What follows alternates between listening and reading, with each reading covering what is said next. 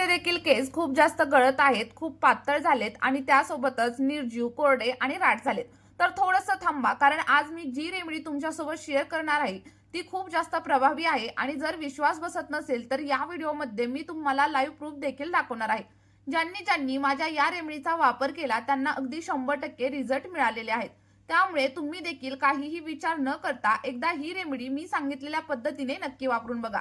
इथे तुम्ही माझ्या काही व्ह्यूअरचे रिझल्ट देखील पाहू शकता, त्यांचे केस आधी कसे होते आणि आता कसे झालेले आहेत. जर तुम्हालाही अशा प्रकारचे रिझल्ट हवे असतील आणि लांब आणि दाट केस हवे असतील आणि सोबतच हेअरफॉल देखील पूर्णपणे थांबवायचा असेल तर आपली ही रेमेडी तुम्ही एकदा नक्की ट्राय करून बघा. चला तर मग आपली रेमेडी बनवायला आपण सुरुवात करूया. त्या अगोदर तुम्ही हा व्हिडिओ कोणत्या गावामधून किंवा कोणत्या शहरामधून पाहताय मला कमेंटमध्ये नक्की सांगा. तर बघा, आपली ही रेमेडी बनवण्यासाठी मी इथे लवंगा घेतलेल्या आहेत आणि या आपल्या सगळ्यांच्या घरामध्ये अगदी सहज मिळतात आणि याचा वापर आपण मसाल्याप्रमाणे देखील करत असतो. पण केसांसाठी याचे किती जास्त फायदे आहेत हे मात्र आपल्याला माहित नसतं.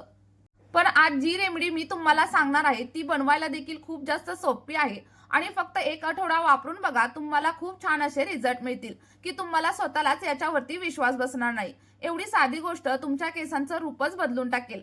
ही तुमच्या केसांमध्ये ब्लड सर्क्युलेशन सुधारते, ज्यामुळे हेअर फॉलिकल्स ऍक्टिव्ह होतात आणि नवीन केसांची वाढ देखील वेगाने होत असते. म्हणजेच काय, जर तुमचे केस गळालेले असतील तरी देखील पुन्हा नवीन केस यायला सुरुवात होईल.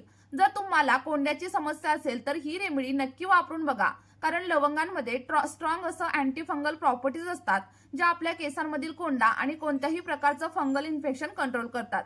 जर तुमचे केस खूप गळत असतील, मधूनच तुटत असतील आणि खूप कमकुवत आणि पातळ झालेले असतील तर या रेमेडीमुळे तुमचे केस जाड होणं देखील सुरुवात होईल आणि त्याबरोबर आपल्या केसांना आतमधून मजबूती मिळेल. याच्या रेग्युलर वापराने तुमचे केस अगदी जाड आणि दाट व्हायला सुरुवात होईल, तेही नैसर्गिक पद्धतीने आणि कोणत्याही साईड इफेक्ट शिवाय. आणि जर तुमच्या स्कॅल्पवरती खूप जास्त ऑइल येत असेल तर लवंगा तेही कंट्रोल करतात.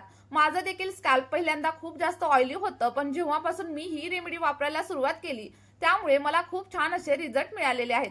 त्यानंतर बघा, इथे साधारणतः मी 1 ग्लास एवढं पाणी एका भांड्यामध्ये ऍड केलेलं आहे.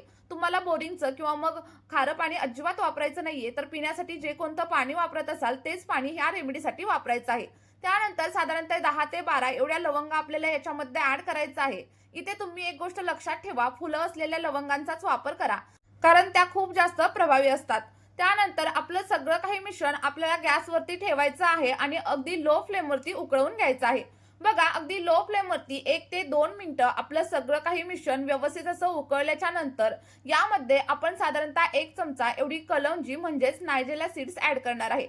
याला तुमच्याकडे काय म्हणतात मला कमेंटमध्ये सांगायला विसरू नका. कलौंजी आपल्या केसांना अगदी नॅचरली ब्लॅक बनवण्यासाठी म्हणजेच काळं करण्यासाठी खूप जास्त प्रभावी मानली जाते.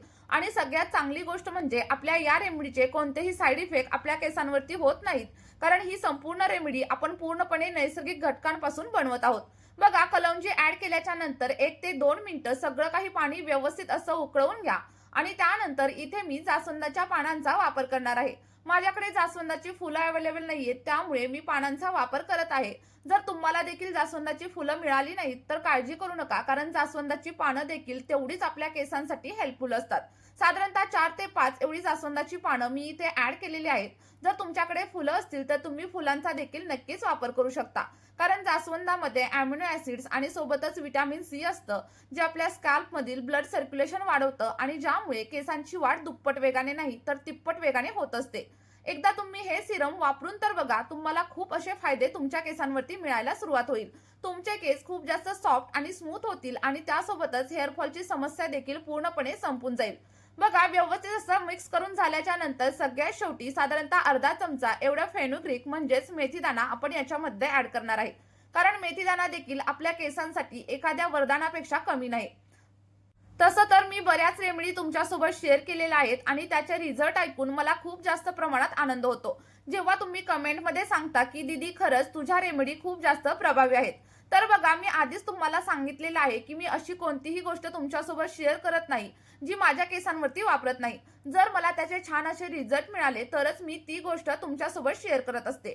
त्यामुळे तुम्ही अजिबात संकोच वगैरे करू नका आणि मी सांगितलेल्या या रेमेडीचा एकदा नक्की वापरून करून बघा. तुम्हाला अगदी 100 नाही तर 101% फायदा होईल. आणि तुम्ही अर्धवट व्हिडिओ बघून ही रेमेडी वापरली तर तुम्हाला चांगला असा परिणाम तुमच्या केसांवरती मिळणार नाही आणि मग तुम्हीच मला म्हणाल की दीदी मला काहीच रिझल्ट मिळाला नाही, बरोबर ना?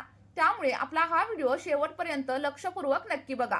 मी स्टेप बाय स्टेप प्रत्येक गोष्ट तुम्हाला समजावून सांगणार आहे की हे कशा प्रकारे उकळायचं, कसं उकळायचं आणि किती वेळ केसांवरती अप्लाय करायचं, कारण हे जाणून घेणं देखील तितकंच महत्त्वाचं आहे.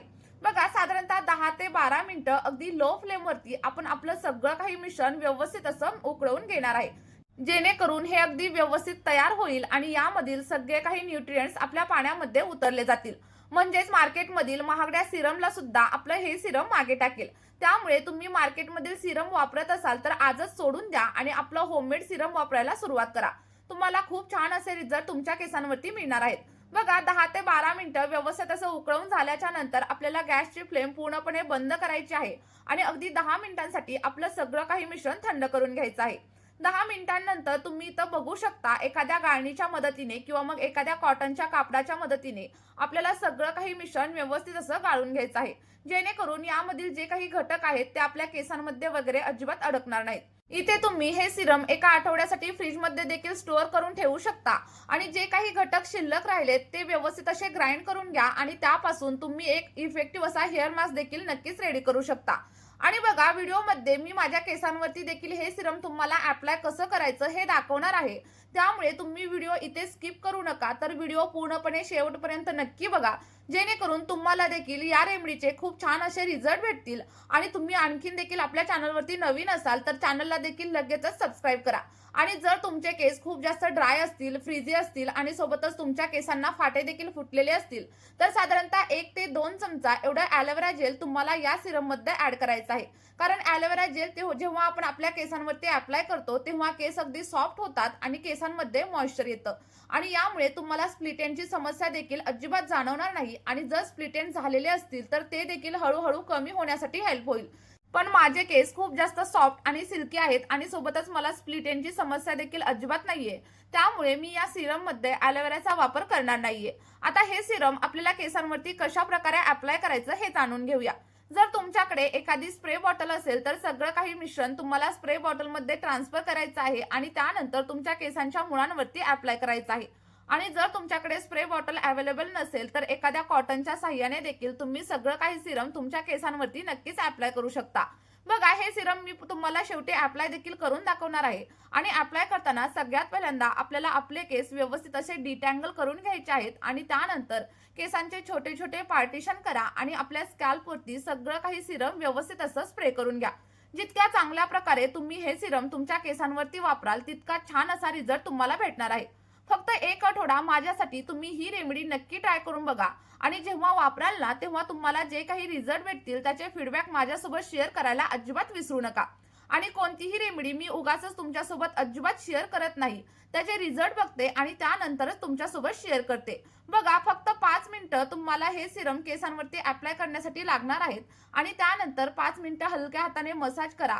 1 आठवडा जर तुम्ही सतत हे सिरम केसांवरती वापरून बघितलं तर त्यानंतर तुम्हाला कोणताही महागडा प्रोडक्ट वापरण्याची अजिबात गरज लागणार नाही.